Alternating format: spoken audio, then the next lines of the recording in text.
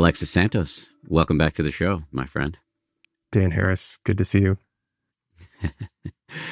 So this is a bit of a funny episode because, and I figured I would just kind of put it all out there at the top of this episode for listeners, so they got a sense of like what we're thinking about here. We wanted to do an episode for the day after the U.S. presidential election in 2024.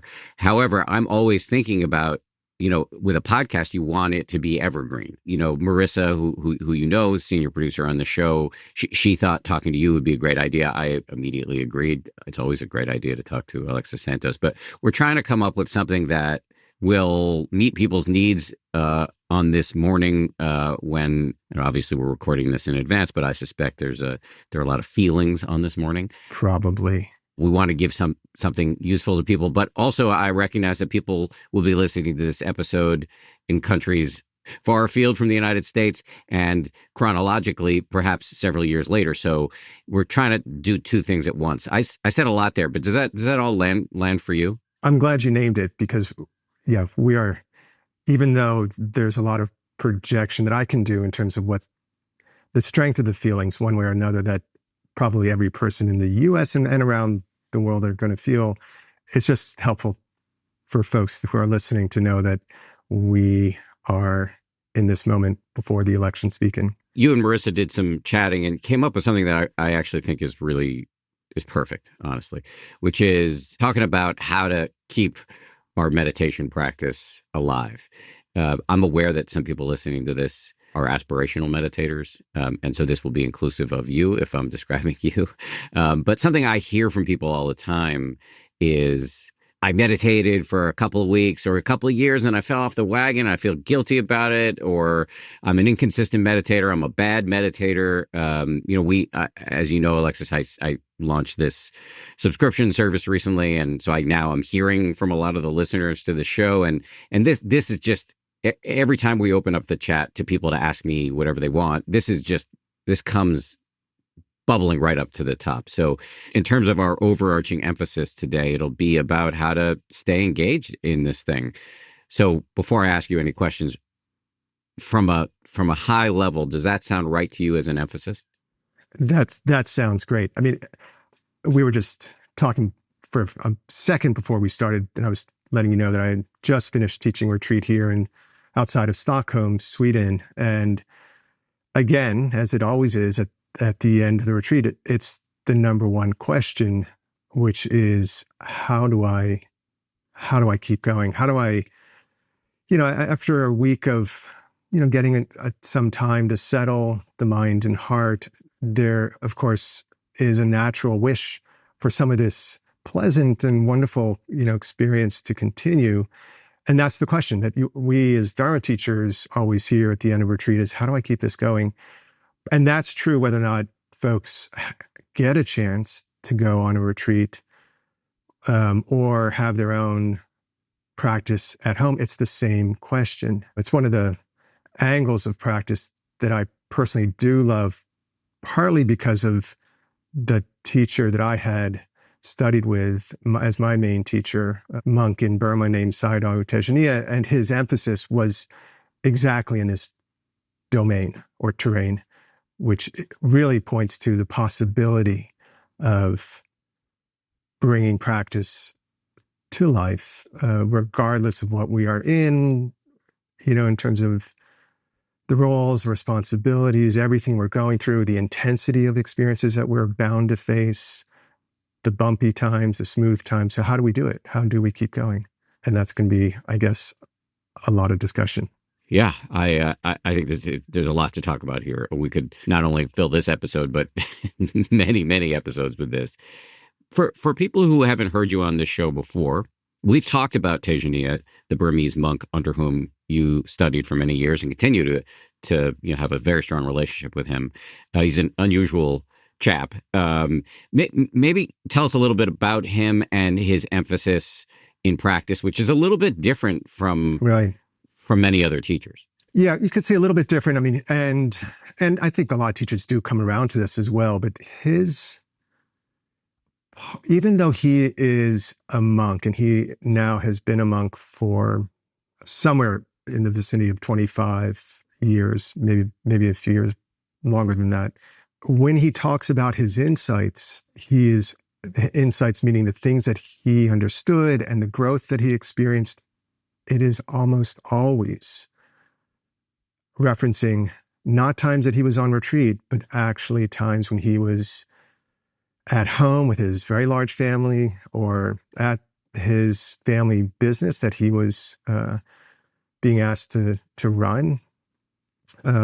He had a textile, not his family had a textile business and so he would be in the marketplace, meeting customers, and really busy, as you can imagine, kind of bustling scene.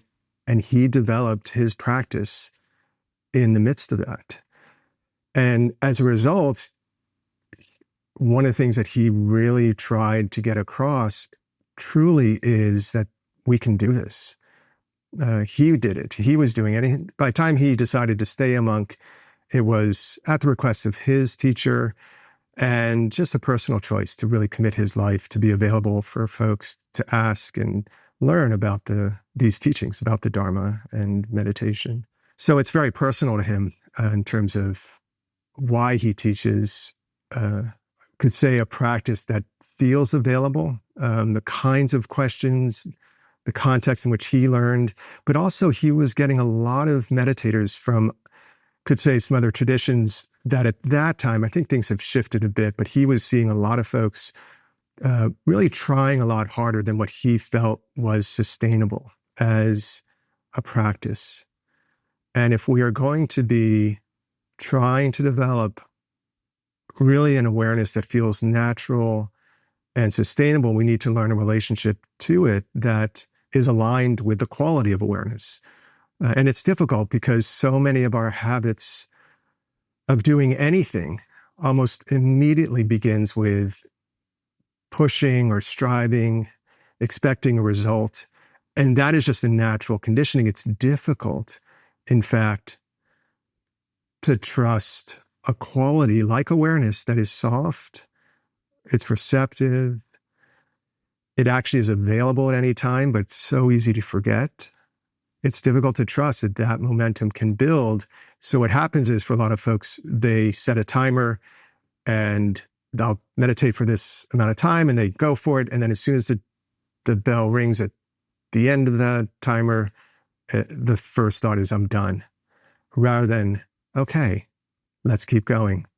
Some momentum was just built. Now, how do I get up off the cushion? Very lightly feeling the body, for example. Whatever it is, that's one's knowing. So Tejaniya is, as we've established, a Burmese monk with whom you studied, and he has this pronounced emphasis on being mindful or aware all the time, in a gentle way, not in a militaristic way. And as you were saying, there's this mindset that can take hold, especially among, type A Westerners of, right, I'm going to ace it during my meditation practice, 5 minutes, 10 minutes, or whatever it is. I'm going to kill it during this time, but then it's done. And I move on to like racing through the rest of my life. Or if you're a more committed practitioner and you're on retreat, you push yourself really hard on retreat, and then, you're right back onto the hamster wheel when you're done. And Tejaniya's emphasis is really on just being aware all the time. We keep coming back to this word awareness. And you describe it, as this kind of natural, gentle, receptive quality. I can imagine people listening to this and not knowing what you mean exactly by that word awareness. Right. Yeah. So I'll use a few words and then maybe offer an example. So awareness, also mindfulness, knowing what's happening as it's happening. For some folks, listening, like an inward listening. So we're knowing what's happening, but the word that's easier is listening rather than up in the head, knowing, which has oftentimes an intellectual or thought-based quality. It's a direct experiencing of what is happening in the present moment. So all these words point to to that quality of awareness. Dan, I'll just do this with you since we can see each other through video. Maybe just go ahead and lightly put your hands together, your fingertips, your hands. Want to just do that for a second to maybe those that are listening. And when you can feel the pressure or the temperature of your hands, maybe just give me a little nod. So can you feel that, Dan? Yeah. Is that hard to do? No, it's effortless. Yeah, effortless. And do you know that you're feeling those sensations? Yes. Okay. And now can you feel your feet on the ground? Yes. Okay. Hard to do? No. Right. Were you feeling your feet before I asked? No. Probably not. Maybe, but you weren't. Again, so now once you bring attention to there, and there's a recognition that that pressure is being known, or whatever it is that you're knowing about the present moment as it's happening, that's the quality of awareness. And why are we not able to do that all the time? So this is when I'm offering instructions to folks when they come on retreat, one of the things that I almost always ask is this question: is awareness hard? Are you able to be aware continuously throughout the day? And I was going to ask you, when we first said hello at the beginning of this recording, I was going to ask you, Dan, can I ask you a question? And if I had done a dramatic pause, you would have known what I was about to ask you, because we played this before. Are you aware? Is the mind aware? So in retreat, as they get started, oftentimes what I ask is, as I frame it in that way, is awareness hard?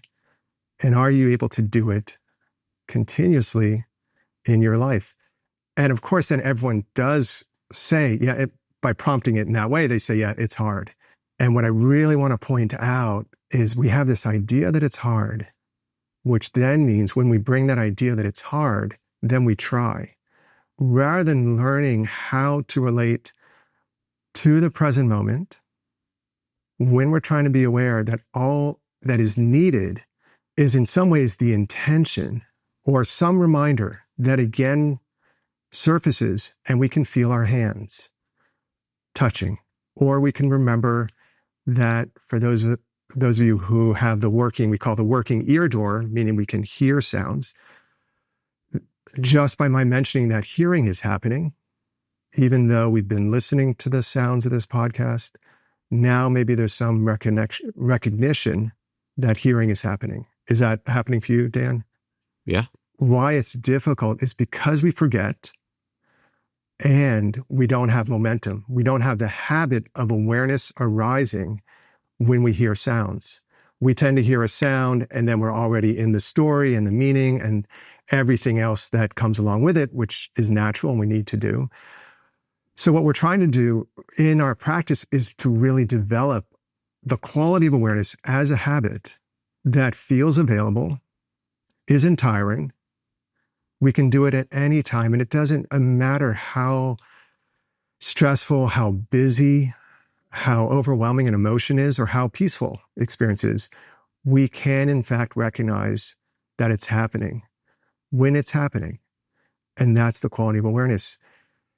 And as U Tejaniya, my teacher in Burma, he's alive still, so just want to appreciate everything that he's offered to so many students.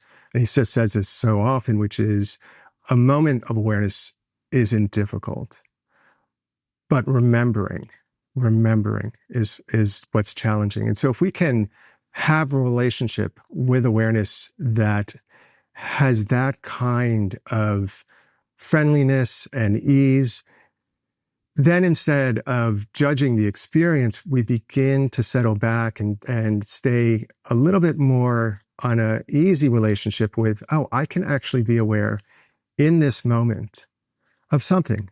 And that's how momentum builds. That's how the habit builds. But it's so easy to just, to start feeling either some frustration or challenge with what we're experiencing, or it's difficult for the mind to trust that it's enough. I want to draw a line under a couple of things you said there. Awareness itself is effortless. It doesn't take any effort to know the sensations in your feet right now. Although there was a story, a friend of mine was teaching mindfulness to the Marines, And at one point, she said to a room full of Marines, "Bring your attention to your feet." And every person in the room leaned over and looked at their feet. but, Fascinating. I but love that.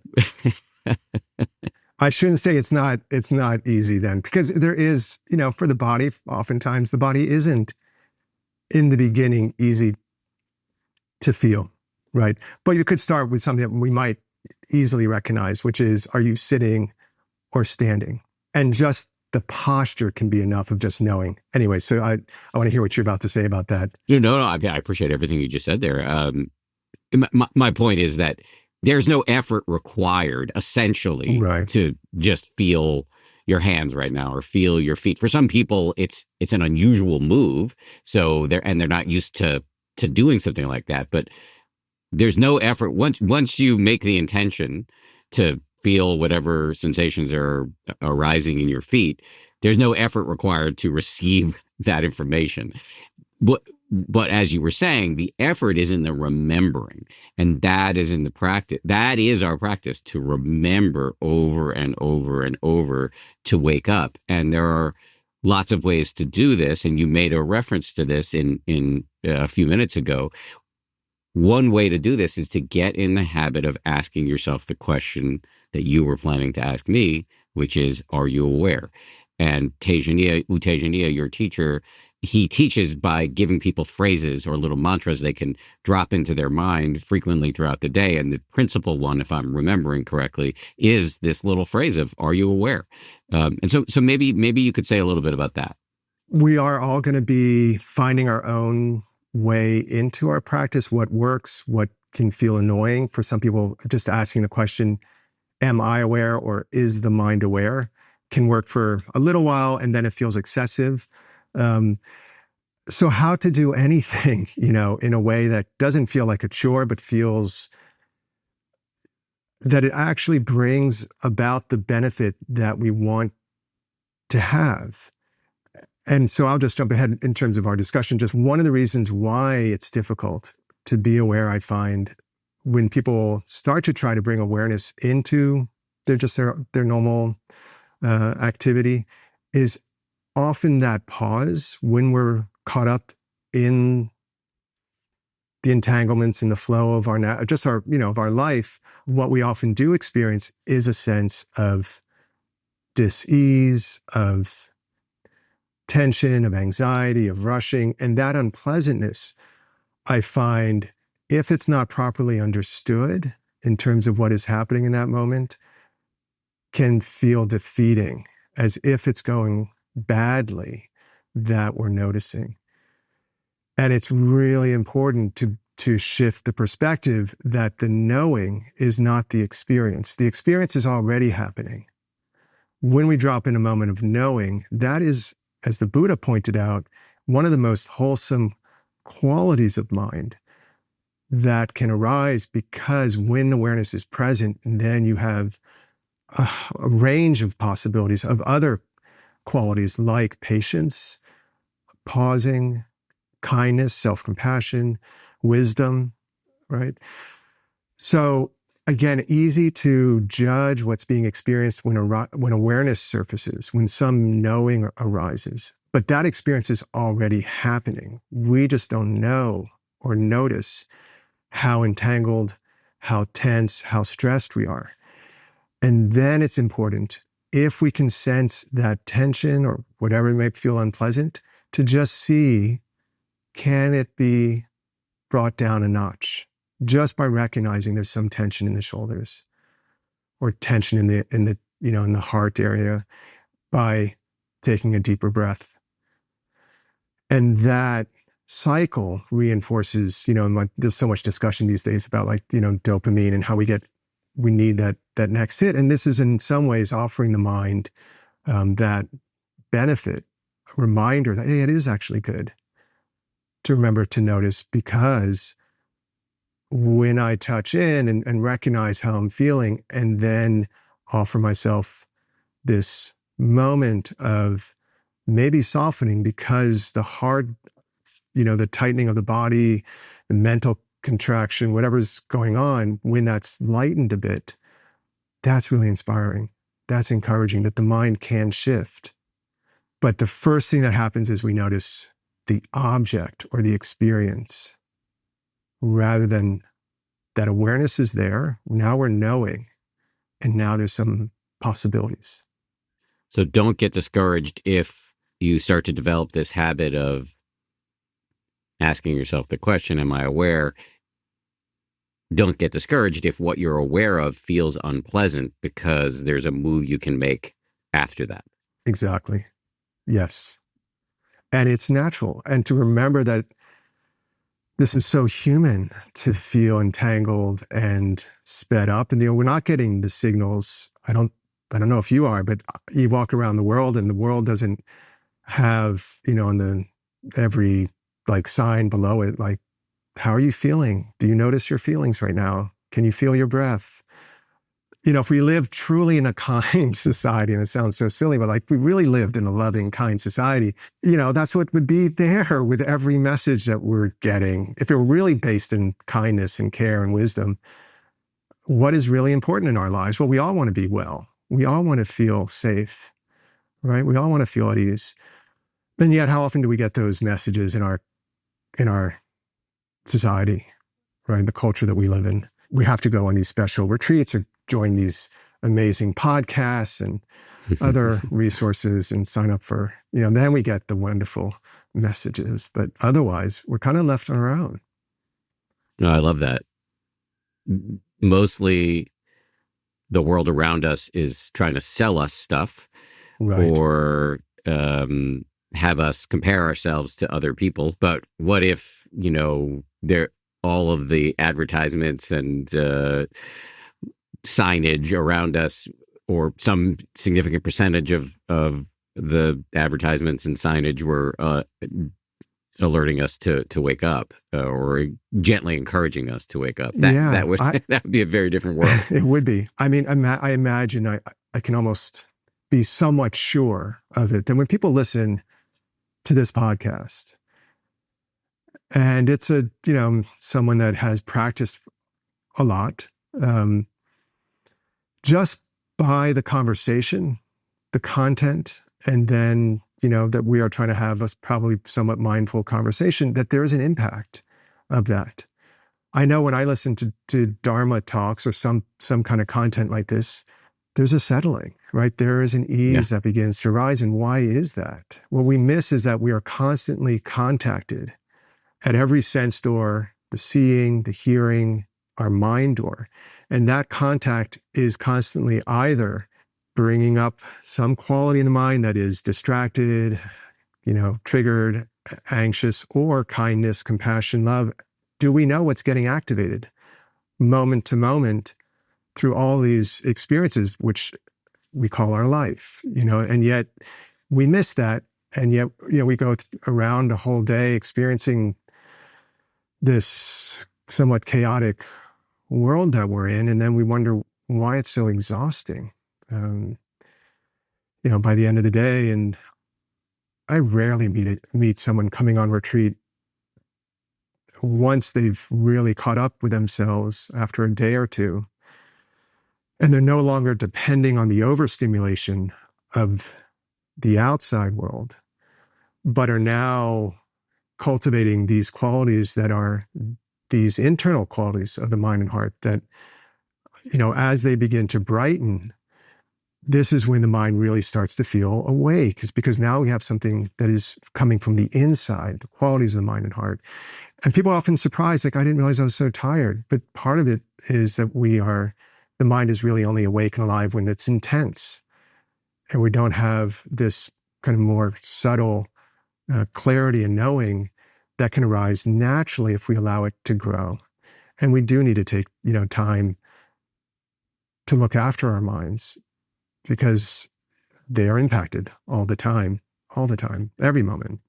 So just to pick up on that, we do need to make the time to take care of our minds. That takes us right back to the central question of this conversation, which is, how do we keep our practice alive? How do we keep it going?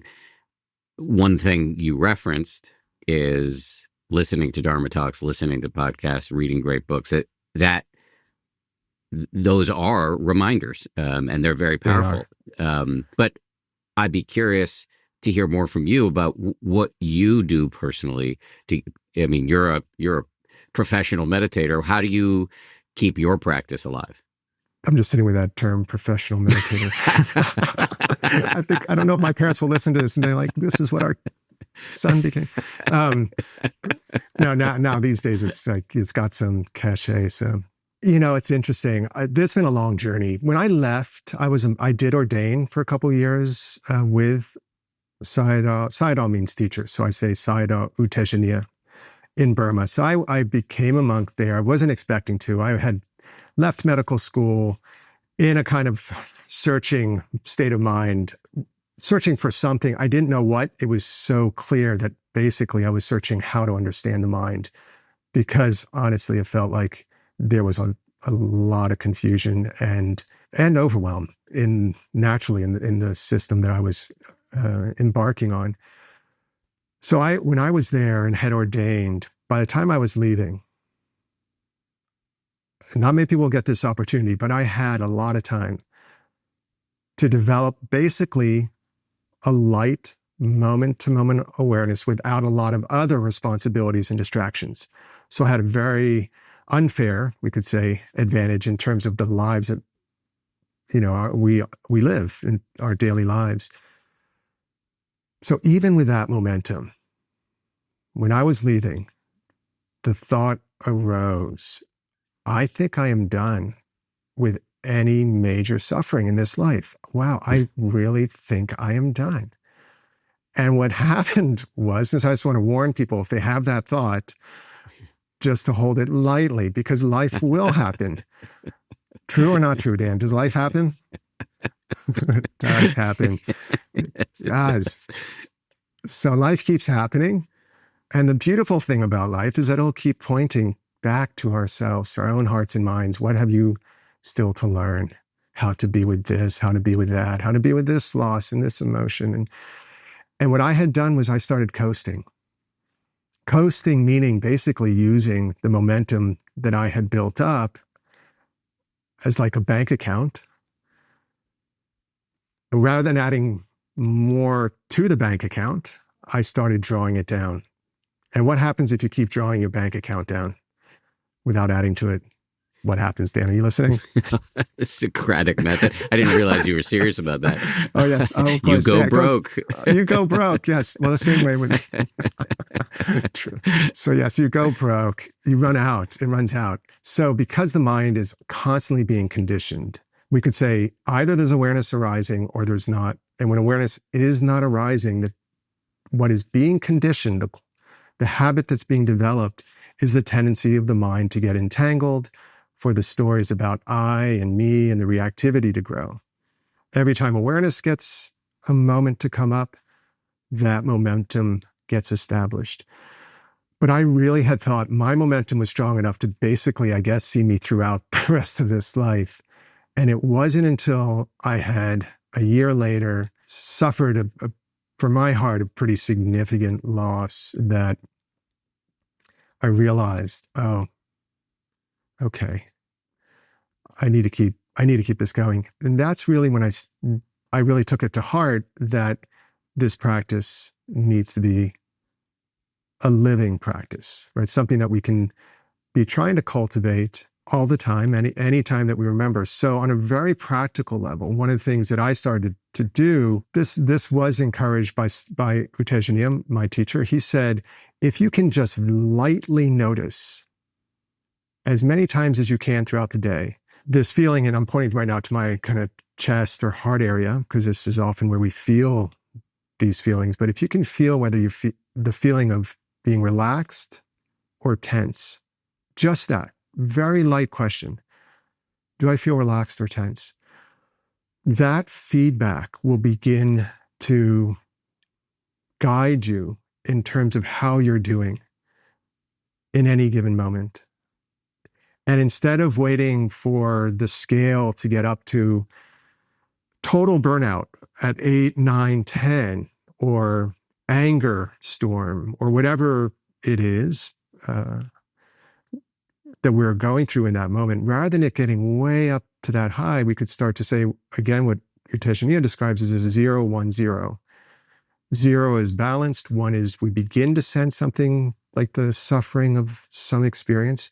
And by the noticing of it, we begin to bring the mind and heart back into balance by a number of practices that we can explore if that's interesting. But so as we notice our experiences, that's when our awareness, our wisdom in terms of trying to figure out and understand, well, what is happening? What's being believed? What is being resisted that is causing this reactivity to grow and grow and grow? So seeing this pendulum swing throughout the day, if we, again, have a moment of noticing, tense or relaxed, that quality of awareness can be enough to start to drop in more moments of the day. What we want to do is not to think about having awareness and just holding on to it and stretching it, because that is what we think about as effort. Let me just hold on to this quality and make it happen. What we want to think about in terms of awareness is when we remember to notice, let's drop that reminder in and then relax. So this step for me, when I'm guiding folks, is so important. And I think we've talked about this, Dan, maybe even on the other podcast recording that we did, the swing analogy of tapping the swing, that we don't need to run with the swing, which would be exhausting. And that's what we try and do with awareness, is try and hold on to the experience versus lightly knowing how we're feeling our hands, and then allowing the awareness swing to happen until we have to tap it again. And that's like when you had pushing a kid on a swing. Exactly. And you had your interesting story to tell about that. But just that at the time, I said that when I push my son on a swing, often, I push him and he floats out and then he comes back and passes gas right in my face. And so like the waking up to whatever's happening right now is often very unpleasant. Exactly. Meditation is not just a quick fix. It is a practice to change all parts of your life, and you don't have to be perfect. You just have to show up. The Happier Meditation app meets you where you are so you can realize more than you thought possible with a flexible approach that grows with you and wisdom from some of the world's most insightful teachers. Happier helps you get more out of meditation so you can give more to every part of your life. Go to happierapp.com and start meditating in a way that truly fits you. I see this in my own practice to this day. I was actually practicing last night, doing some walking meditation before bed, and really just noticing, what yes, I was actually doing a Sayadaw U Tejaniya thing where I was asking myself, what's the attitude in my mind right now? Just checking in, like what's going on. And I often joke that question is a little bit like, and people have heard me say this before, so I acknowledge that I'm reverting to shtick here a little bit, but it's a little bit like shining a black light in a hotel room on the sheets. You'll see a lot of disgusting stuff if you do that. And same if you ask yourself, what's the attitude in my mind right now? Like, what's preventing me from being present right now? And often for me, it's a leaning in, it's a striving, it's a wanting to win at meditation. And that is really helpful because as soon as you see that, ideally you can relax a little bit, recognize this is just one little moment at a time. And the way to make a longer string of moments is just to look at it like pushing a kid on a swing. You do the little push and then relax. Eventually, the mind will get taken somewhere else, but then hopefully you'll wake up a little bit and push the swing again. And the important part there is to remember that, and this is really hard for the mind, our habits of mind to trust, is that as soon as we're noticing, or even the intention to tap the swing, it's almost, and not even almost, it really is, enough has already happened. Awareness is already back just by the intention to be aware again. And that's where the tension, the tightness, the judging, the kind of like, all of those attitudes that begin to creep in, and where this new relationship to awareness can begin to arise is that, it's not hard to be aware. It's not hard to be aware, but these attitudes of striving and pushing sneak in behind the practice. And when they're not noticed, then we call them a hindrance, let's say, right? They hinder the practice because they're going unnoticed. As soon as they're noticed, then it's just another experience that we can be learning about. And the more we have that wisdom view, that it doesn't matter what the experience is, but that we're knowing it, and we're knowing it, we could say, with some wisdom, some understanding that this is a natural process.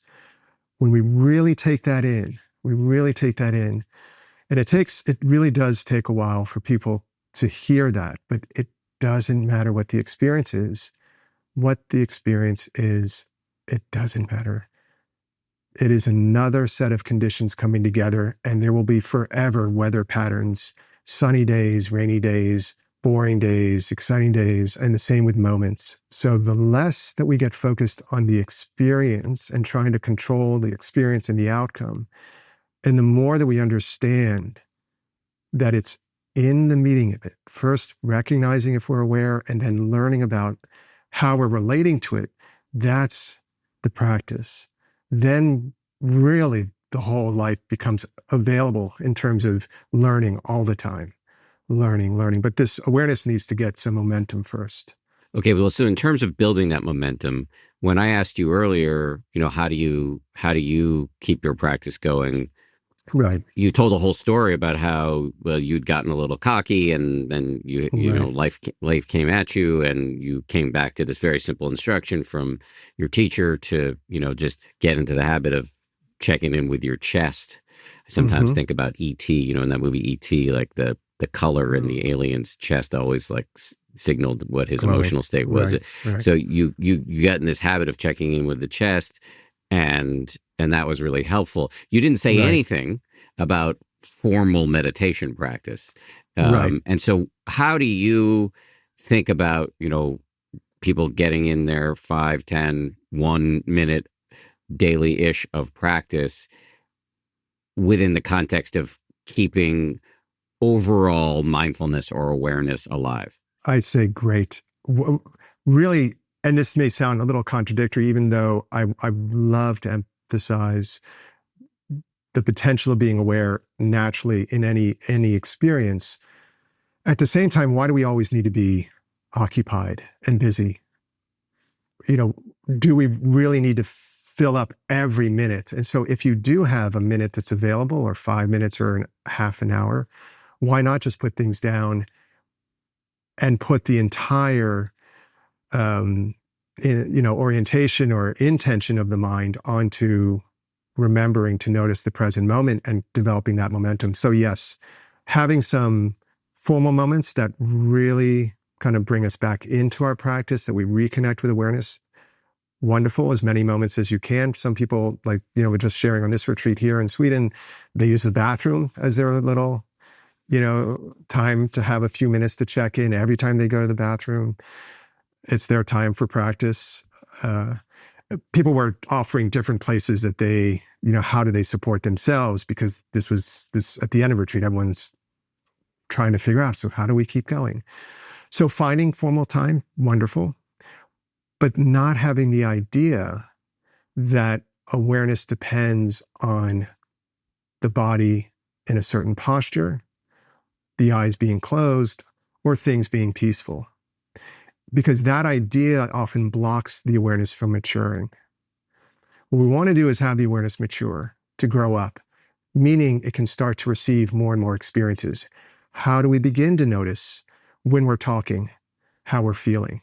Like, right now, Dan, as we're talking, so for me, I'm talking, my hands are moving, and there's now a habit of noticing just lightly when I'm talking, to notice something about my body, to notice how I'm feeling. But until I started bringing awareness and interest to the speaking, into speaking, I had no familiarity of how to do that. So again, my teacher basically said, well, see where you're not good at awareness and try to bring it there. And so people might say, well, I'm not good at being aware at all, anywhere, which is often how we feel, right, when we're caught up in things.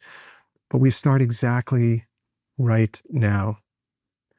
Right now. So whatever's going on, for us right now, we feel the body, taking a deep breath. And then after this podcast is over, listening, then we try to remember.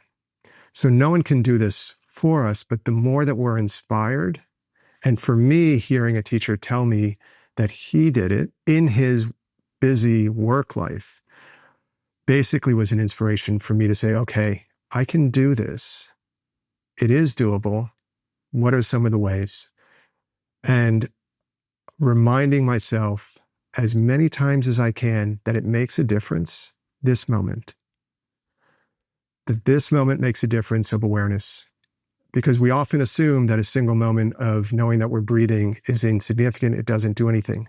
But that's how habits build. So what I'm basically trying to do right now is just to empower and inspire whoever's listening to not underestimate a moment of awareness. It does grow. It does grow. And the more moments of the day that awareness can come in a very natural way. You don't have to be like, precious or looking like you're meditating or anything. It's just knowing something about yourself in the direct experience. And that's a moment of knowing. Great, great. And then when's the next moment? Right? It doesn't interfere with what we're doing and the activity and the speed. It's more that we're bringing now awareness with us into those activities. So if that was going on there, but not at all. This is a warm environment for quote unquote going on. Okay. No, this is all incredibly helpful. And I know that sometimes public speaking is tough for you. So just to say, this is going great. I'm curious about you. I want to ask about a little bit more about how you apply these teachings in your own life. Let me start with the election, since we're recording this in the midst of a nail biter of an election, and then we're posting it the day after the voting. I have a memory of you telling me once that one of your the little habits that you struggle with is a compulsion to check the news. So I don't know if that's still with you, but I'm curious, how and when and whether you are able to apply your practice to the cultural, political, social tumult we are living through now. I would say I have, since we talked those years ago, that the habit of checking news has improved. I would say during an election season, the checking of the polls can be relentless for what my mind is curious about. And so it's really just to accompany myself, to notice that is what the mind is wanting to do, and to bring as much interest. And my tendency now to practice when I'm with, just being myself in my natural living process is basically to notice what's happening without trying to control and push too much. I just have so much momentum of practicing in that way that I trust, as long as the mind isn't wanting to do something that is going to cause harm and is skillful, if it's not in that terrain, that basically I just allow what's happening, but I bring interest rather than trying to shut it down and to judge it. The mind is already doing something, so the awareness is there. And I have seen so many patterns and unskillful, reactivities shift and be let go of as a result of that, rather than trying to get out of it or to prevent something, but to actually bring awareness and a kindness, right? A non-judgmental attitude to it. But really, really doing that, not just saying that. So I let my mind, for the most part, alone, and then to be aware. So am I checking the polls? Yes, because the mind finds it fascinating and deeply important. But so is everyone. And it seems like on the whole spectrum of political views. And I find that very interesting. So just to restate that, you don't fight the tendency to, if you notice like a zombie arm reaching for the phone and hitting refresh on, right. The polling averages, you don't fight that, but you try to wake up as much as possible to notice it in a non-judgmental, even friendly way, interested way. Yeah. It's happening. It's okay. It's not causing anyone harm. Then this is a little different. I have a lot of momentum of practice, so it isn't weakening my awareness when I do that. And is it the most skillful move the mind, the heart could make in that moment? It'd be probably more skillful for me to just look at the phone and say, oh, this is just another moment. It's not going to affect the outcome if I know what the pulls are in this moment or not. And that happens sometimes. That wisdom can come in. I know I'm not the determinator of the whether I know or not. It makes no difference to the world. And I like a relationship to awareness that doesn't control.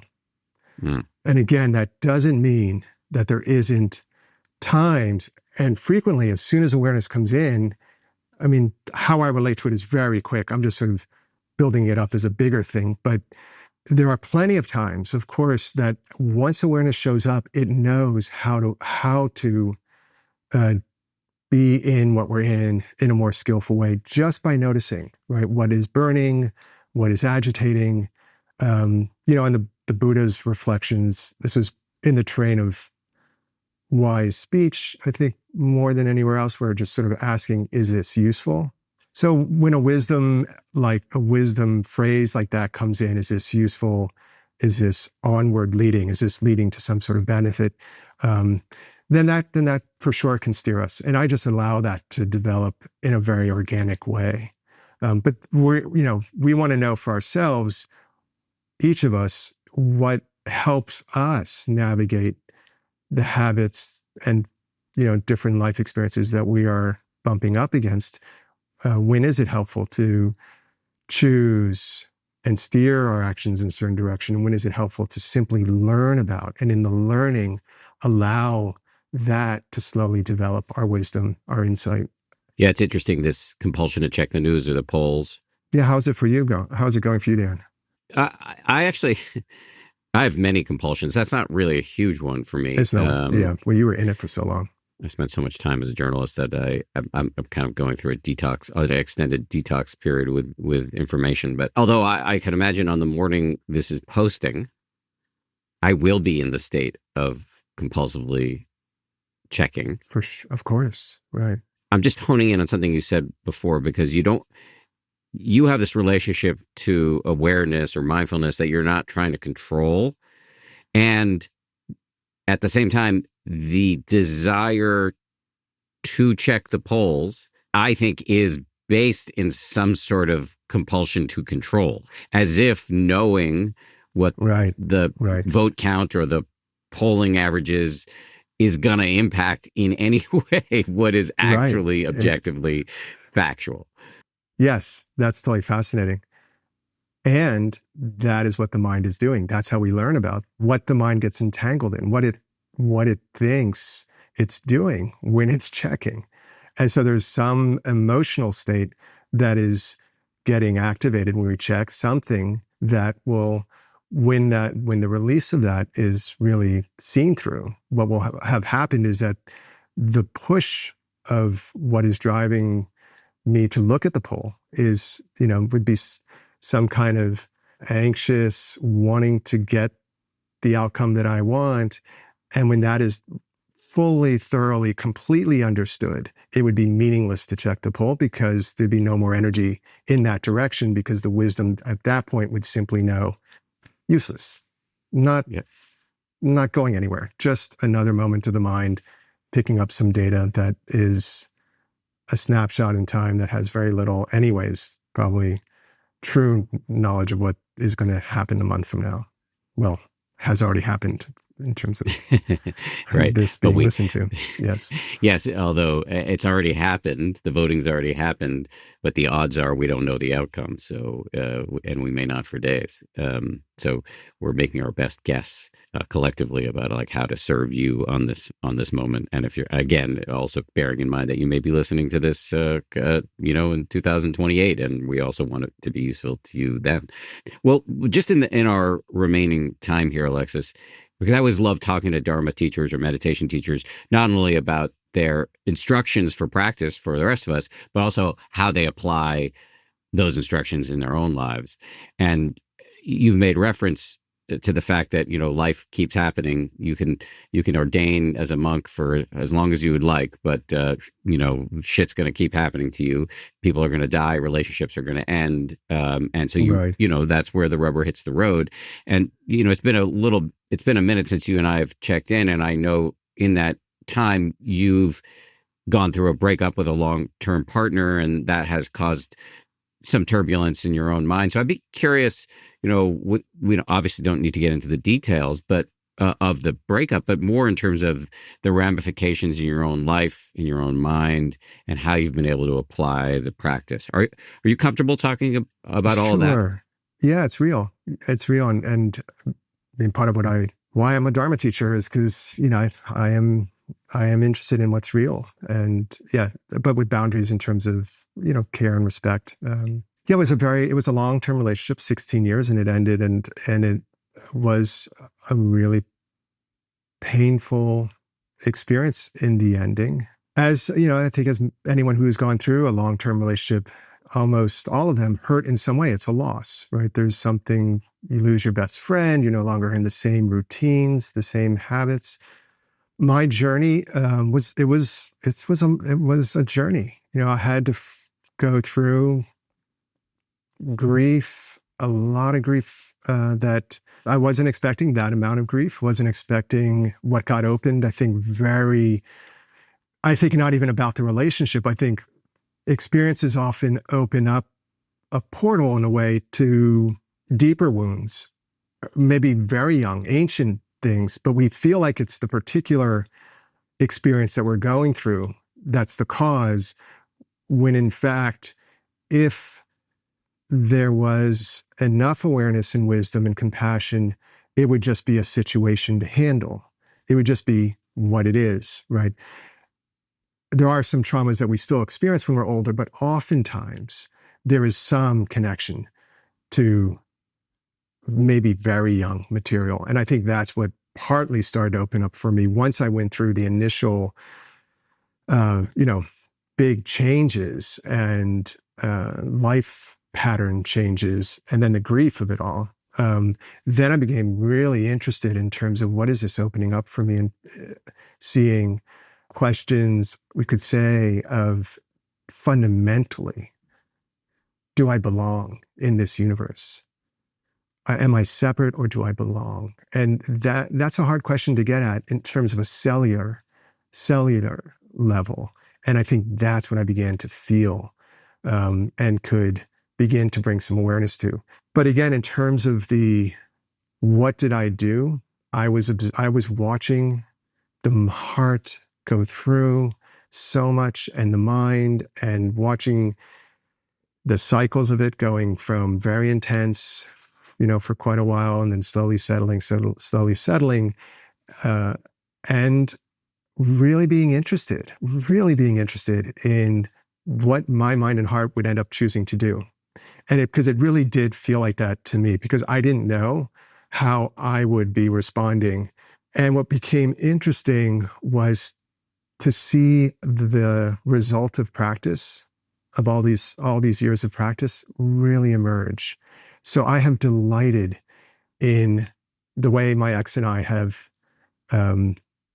met each other during this time. We just taught a retreat together 3 weeks ago. So not the normal relationship breakup course that I think a lot of people will take, which is, and we were even put in the same cabin. So we were, we had our own little rooms, but we were cabin mates in this retreat.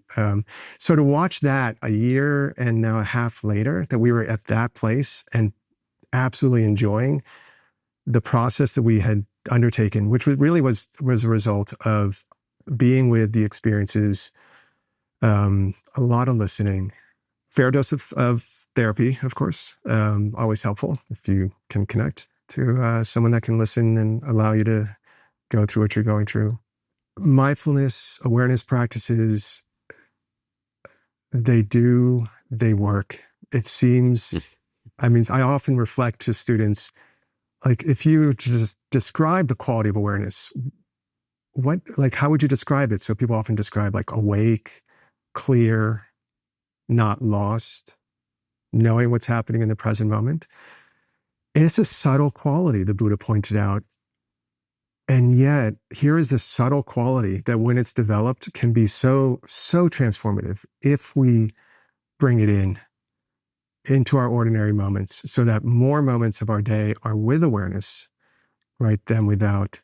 And how do we do that? Again, it's not pushing the pause button. Where do we push the pause button? And for most of it, it's going to be all the time. So what helps us to push the pause button, or to turn it back on, to press play? Is it some moments of formal practice? Is it listening to, Dharma talks and podcasts and reading? Is it finding certain activities like driving, where we start to actually make it a priority? Let me try and be aware of just how I'm feeling as I drive.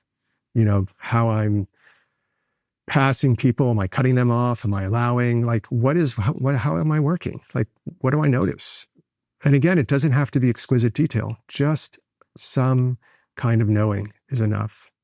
And again, the mechanisms there by which this simple awareness can be helpful, the mechanisms, if people are wondering, how can just being mindful as much as possible and building up that momentum, how can that help me endure a bad breakup or a tough election result or the uncertainty of any given situation?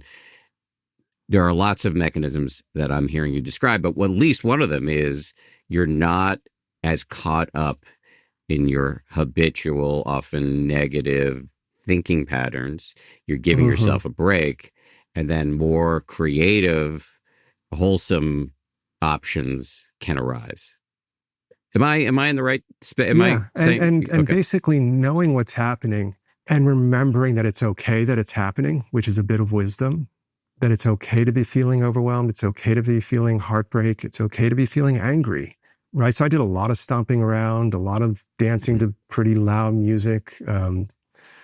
AC/DC, which I had never really listened to before, became the top thunderstruck. I was needing something to match the emotions that I was in.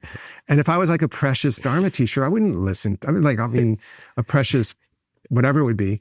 But no, it's real. So how do we be real with what's going on? That's step one, is to just honest. I feel overwhelmed. I feel scared. And that's okay. That's what's here. That's universal. We all go through this. And by recognizing the universality of it, that it's okay to be feeling what we're feeling, that begins the relationship shifting. Instead of being caught and completely overwhelmed, we might be able to soften, right? Soften into it, take a deep breath. Some sort of settling may be happening. And once we could say these qualities of awareness, of some sort of wisdom, some kindness, once those qualities have a foothold and they're strong enough, then they're able to meet the strength of the experience that would otherwise overpower the mind. That's why when we feel overwhelmed, it's basically an imbalance of these two things, which is the strength of the experience and how reactive the mind is becoming, and the qualities that we have available in that moment. So when we're not rested, when we're already feeling flooded and anxious, then yes, we get really entangled, and we do the best we can. We do the best we can at those times until we have, we come out into some calmer waters, and then we continue, right? To see how to be in our lives in as skillful way as possible, which for me, one of the best ways is just by checking in very lightly. What can I know right now? And what we know is going to be either the body or the mind. One of the sense doors, seeing, hearing, the body breathing, or all the mental activity. So if we keep it really simple like that, then it becomes more and more accessible. Dude, I think it's incredibly helpful that, to have a Dharma teacher like you who's willing to talk about all of it instead of presenting some, facade of impeccable equanimity. And I'm going to cherish the visual of you stomping around to AC/DC for quite a while. I'll run on those fumes for a minute. This has been, one of the things you've talked about, and I made a reference to this earlier. One of the things that you and I have talked about in the past is an area of struggle for you is public speaking. There's no judgment here. I'm the guy who freaked out on national television. So I have a lot of empathy for that. And so I just want to say in closing here, this was phenomenal.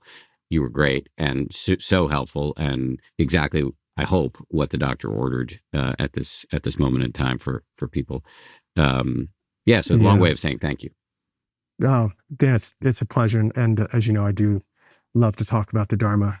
And even though I can see on the video, maybe I look kind of flushed. Maybe that's why you keep mentioning that, trying to put me at ease. I was just sharing to the retreat here. Oftentimes now, one of the things that I do share, because it's shocking, it really is surprising, people hearing the extent to which I was terrified, absolutely terrified, before, during, and then all the shame and suffering that would come afterwards, to actually point to the ability of the mind to change, so that now, what used to be tsunamis are, it's a nice sunny day at the beach. There's still some waves, but it's a totally different experience. Yeah, just to see the mind change is a wonderful thing. Yeah. To just restate everything you just said in much briefer and profane terms, this shit works, and you're a great avatar of that. So thanks again for coming on, and we'll put links in the show notes to your website so people can hear more from you, learn more from you. Thank you. Great, Dan. See you soon, I hope.